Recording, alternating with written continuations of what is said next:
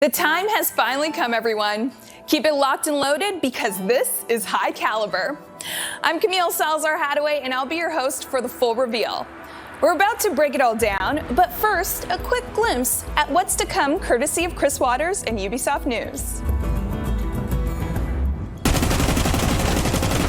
All it takes is one look at the new season coming to Rainbow Six Siege to tell you that High Caliber is here to make an impact. Thorn joins the defenders, armed with a dangerous new gadget to send attackers scrambling, and a deadly new weapon to greet them when they do. In addition to the new HUD you're seeing right now, renovations are complete on the Outback map. Plus, player protection updates, balancing changes, and more. It's all coming up right now. Op 4, last stop standing. Now, I know what you were thinking. What was that weapon in Thorn's hand? How deadly is that gadget? And how exactly does one earn the nickname Thorn? These are all good questions. For the answers, here's game designer Dominique Clement and writer Simon Ducharme.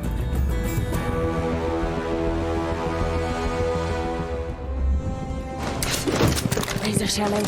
The Thorn's gadget is called the Razor Bloom shell. It's a sticky device that you can throw pretty much everywhere on the map, and it's going to stick on pretty much any surfaces. This will rattle. It's a device that once an attacker walks within the activation radius, will trigger a time detonation. During that timer, the attacker will be forced to make a decision to either keep pushing, fall back, or try to find it and destroy it. We wanted to kind of iterate on the idea of a trap operator, a trap gadget. A lot of the gadget that we have right now that are trap are pretty, I'd say, binary. So either you walk into them and you get the effect, or you don't. So with this gadget, we wanted to kind of see what happens if you give the players a bit more time to react, and you give them a couple options. Imagine you have the device that is stuck on the doorway. And you're an attacker and you're ready to push the doorway. And as you cross the doorway, you activate the device. You have really 4 options that you can really do. The first one is you keep pushing, which is risky because hopefully you know that there's nobody playing around the gadget to kind of catch you. The second option is to fall back. Obviously, you're safe, but you've given away your position. And the third option is that if you're fast, you can try to locate it and destroy it before it detonates. And the fourth option, which is, you accept your fate and you stay there and you take the full damage, which is hopefully not your best option. With this device, it really creates this panic moment, this moment where you really need to make a decision. You hope that it's the right decision. So when it comes to designing the look of the device, it's something that starts very early in the production of the operator. The device is very mechanical, very engineered, very high-tech to get away from something that's maybe a bit more handmade. Razor shallow. So Thorn's loadout is quite unique because we're introducing a brand new weapon, the UZKGI. If you don't recognize the name, it's normal because it's completely custom-made here in-house by our team. It's a small SMG, but don't get fooled by the small size of the weapon because it really packs a punch. It's chambered in 50 cal, so it really hits hard. It's a low fire rate, but it can really deal some damage. It will create quite a lot of destruction. And so you can use it to really play vertically and make holes in walls. It's really useful in that way. The other primary weapon is the M870, which is a shotgun that you can see on operators like Jaeger. In terms of secondary weapon, you have the 1911 TAC-UPS, and she also has the C75 Auto. In terms of secondary gadget, she has the shield and a barbed wire. The shield is actually something that was recommended by us from pro players during a pro workshop. They felt it was very good to synergize with the gadget of the operator, and we agreed and we kept it, and it's a very useful tool. And barbed wires are very useful to slow down the enemy. So if they get caught in the device and their barbed wire, they're going to have a hard time walking away from it. Thorn's going to be mainly playing as an anchor. She's very useful close to choke points. You want to have Thorn playing around her gadget because that's where she's the most deadly, and she's going to be super useful to slow down the attack. Where Thorn shines is where you play with your gadget. When they trigger it, they're going to be panicking. They're going to be running away, running forward. So it's the ideal moment to really utilize this confusion and this panic. What works really well with Thorn is operators like Clash, Lucy, Legion. These types of operators that really help you slow down the attackers. Clash can actually, bait the attackers into the device and then use our electric shock to slow down the attackers and kind of get them stuck into the danger zone. The main counters for Thorns is your classic anti-utility operators. So you have Thatcher, and you also have Twitch and Zero, which can use their cameras and drones to locate the device and destroy it with their lasers.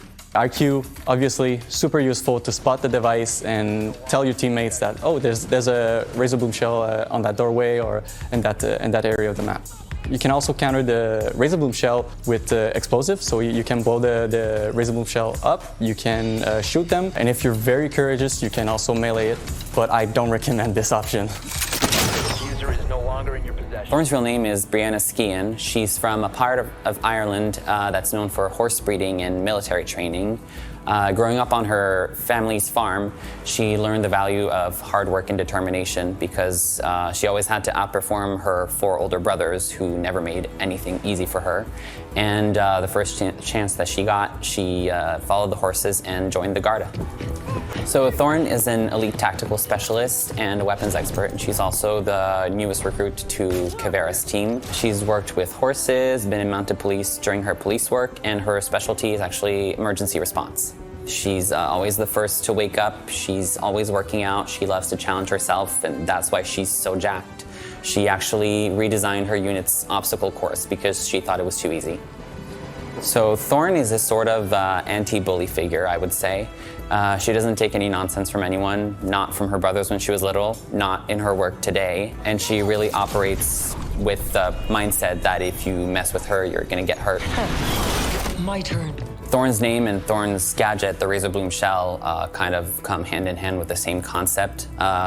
Mira actually designed the razor bloom after getting to know Thorn, because she always talks about stories of her brothers trying to take stuff from her and her fighting back. If you try to take things that aren't yours, she's gonna fight back, and sometimes with sharp things. You located a bomb. Highcaliber is taking us back to the Outback, and Jeremy Dowsett is here to talk about the map rework in detail. As long as they didn't remove the shark, it's fine by me.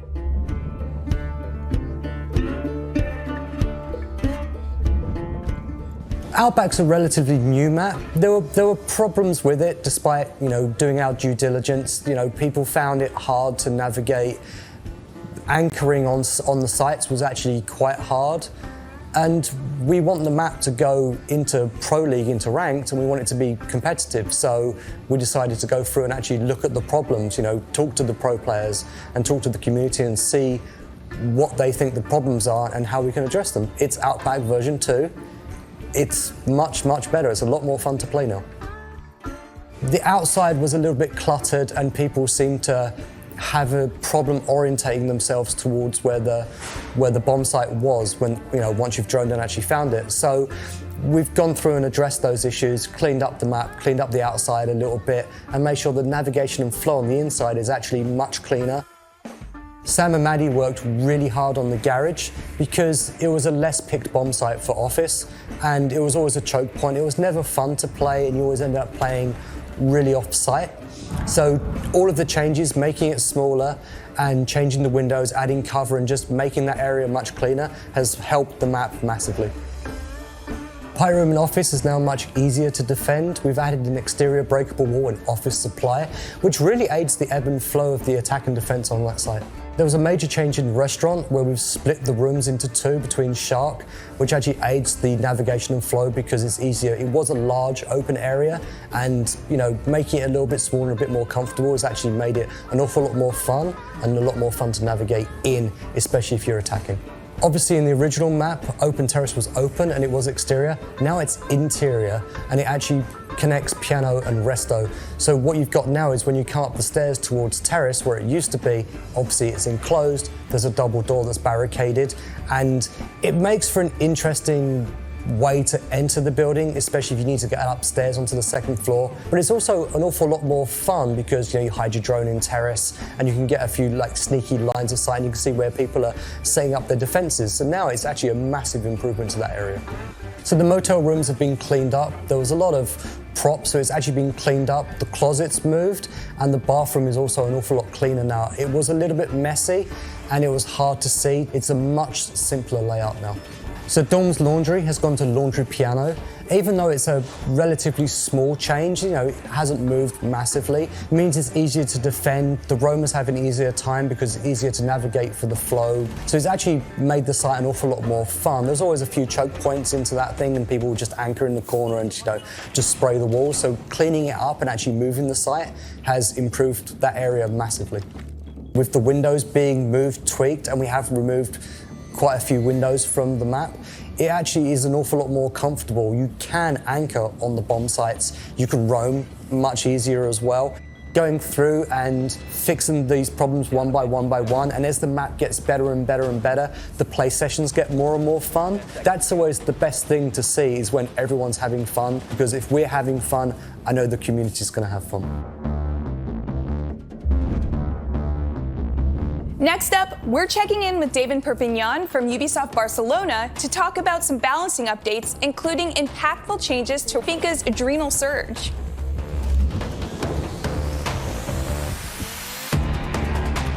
Currently, we have a wide variety of both cameras and drones in defense, and each one behaves a bit different when it comes to being outside of the building. So, for example, drones will disconnect and the cameras will stay connected. What are the main changes? We've defined the same set of rules for drones and cameras. This means that if drones get outside of the building, they will lose its connection after a few seconds, and cameras will behave in the same way. This is affecting Black Eyes, Bulletproof Camera, and also Maestro Evil Eyes.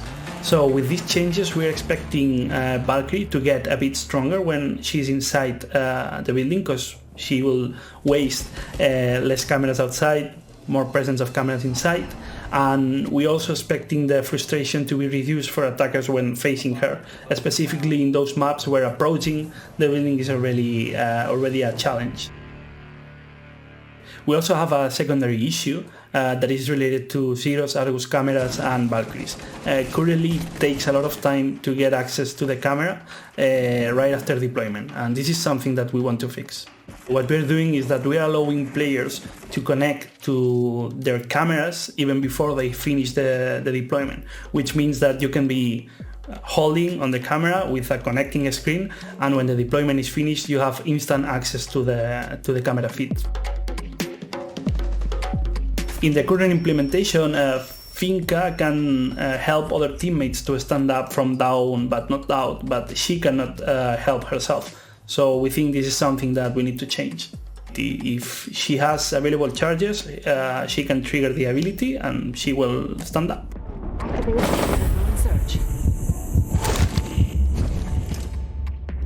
Okay, how many of you have filed a report on R6Fix? Played the test server? If you have, your contributions have been invaluable to the team, and there are some big improvements coming. For more, here's test server associate producer Deanna Stanley.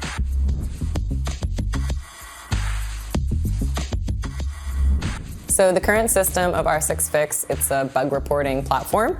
Players can go on and they can report issues from either the test server before season launches or for the live game.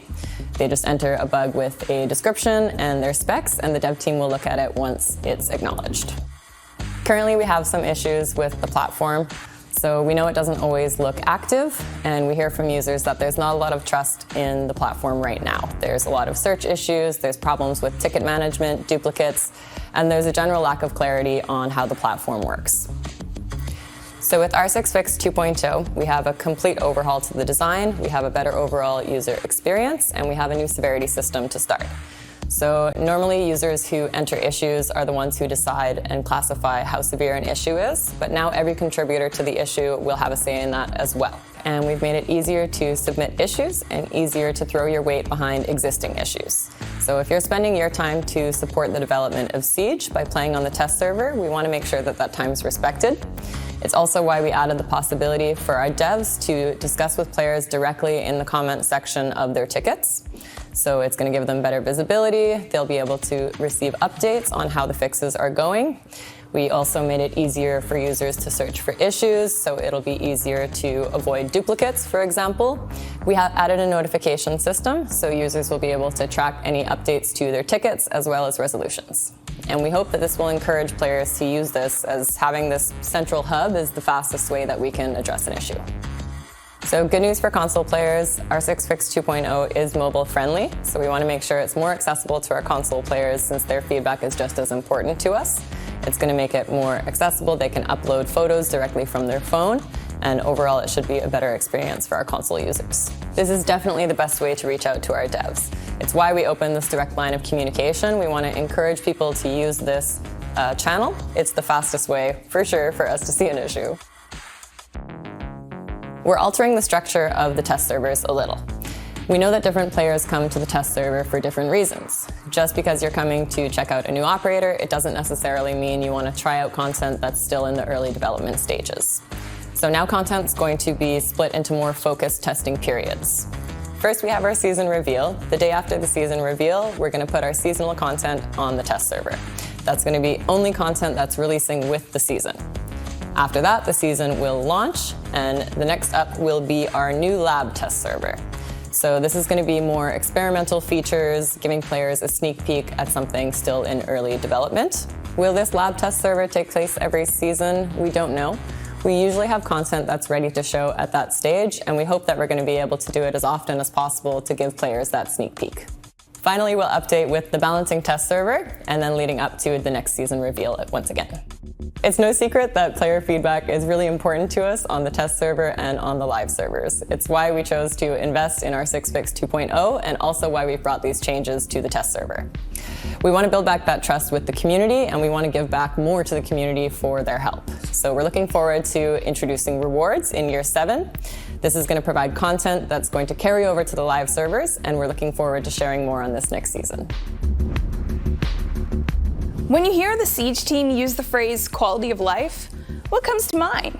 For Haicaliber, it means a HUD that's more accessible and contains more information.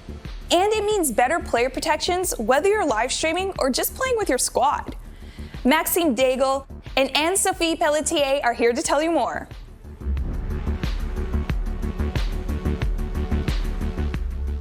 The current HUD has a few issues, one of which is that the game has changed a lot in the past few years. Unfortunately, the HUD remained pretty much the same. We've also looked at the future operators and the ambitions of the team, and there's a real need for a reshuffle of information we're showing.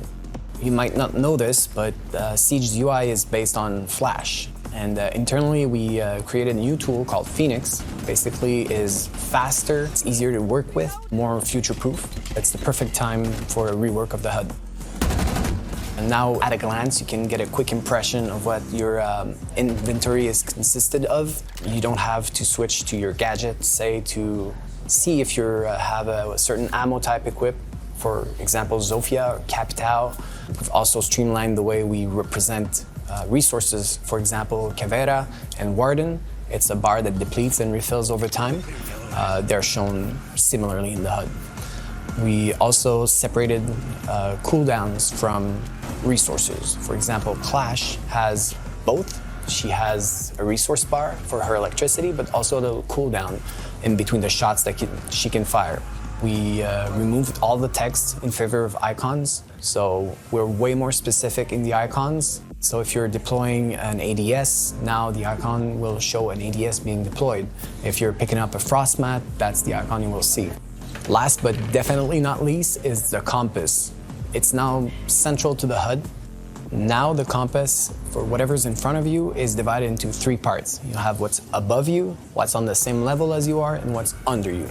We've also added a ton of new world markers into the compass. So before you only had the yellow pings, but now you have the marked positions, you have the objective markers, you also have the player death markers. We've also added a new module called the ping location reminder. It'll show the floor and the location of the ping so you can make better callouts. We've added a ton of new customization options. I suggest that you visit the new options menu. We've added a new tab for the HUD, and from there you can customize your HUD more than ever. And we're looking into ever adding more options, so eventually scaling and maybe move things around. Player protection is our top priority, so we want to do it well. This is why we were taking our time with this feature. Our content creators are extremely important for the success of Rainbow, so we are in discussion with them to make sure that we are offering something that is tailored to their needs. However, we want to protect all players, so we will allow everyone to use an alter ego in the game that they can change in between matches so that they can have more privacy. Paired with a bunch of new settings that coming with them, we are hoping to alleviate the risk of being targeted negatively in game. At first, we will release the feature to a small pool of content creators. We will stress test the feature, make sure that there's no bugs, make sure there's no exploit, and once we're ready, we will release it to the rest of the population. We realized that there is also a broader need of security at the account level for our players. So we reached out to our colleagues in charge of account at Ubisoft, and we are in discussion with them to provide broader security settings for our players. We are extremely excited to let our players try the new privacy settings in the near future. We're moving away from the static team colors. So from now on, in the accessibility tab, you can customize them, meaning that if you want to set your allies team to be red, and if you want to set your enemies team to be orange, you can do so now. We know that the color selection for now is not so great for our colorblind players, but we're willing to make this compromise for now, knowing that we're going to be adding a ton of new color options in the future. Gadgets in the world are eventually going to be showing the alliance. What that means is if we're throwing a C4, the light on the C4 will reflect if it's an enemy or an allied gadget. We're looking at the Claymore currently and also the barbed wire. Eventually, we're looking at adding more and more game objects that will reflect the colors that you chose in the accessibility options.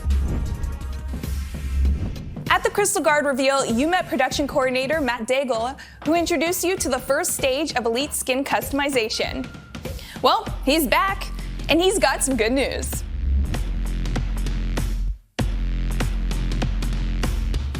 Hey, it's me again. Firstly, thank you so much for all your Elite 2.0 combinations. It's been a blast watching social media explode with all the awesome and unique creations. So as we teased in the previous season with customizable headgears and uniforms, I'm excited to announce that this season we're fully ready to release the Elite 2.0 complete package. You'll be able to customize between your ability skins, your victory dances, and your customizable op cards.